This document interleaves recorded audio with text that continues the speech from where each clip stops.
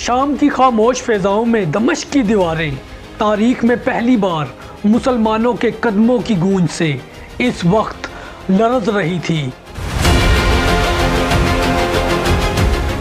एक तरफ हज़रत अबू उबैदा रज़ी अल्लाह ताला अन्हो का पुरसुकून नूरानी चेहरा और दूसरी जानिब रोमन एम्पायर का सबसे मजबूत शहर दमिश्क। मुसलमानों ने रात की तारीकी में इस शहर की ऐसी घेराबंदी की कि रूमियों को सांस लेना भी मुश्किल हो गया। हर सुबह रूमी मुजाहिदीन पर तीर बरसाते, मगर मुसलमानों का यकीन, जज्बा और हौसला पहले से ज़्यादा रोशन हो जाता।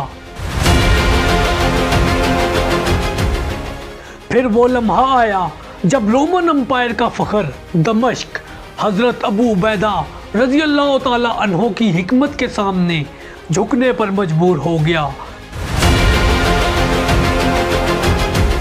ये सिर्फ एक फतह नहीं थी, ये ईमान, सब्र, जुर्रत और अल्लाह पर भरोसे की ऐसी जीत थी जिसने तारीख का रुख बदल दिया।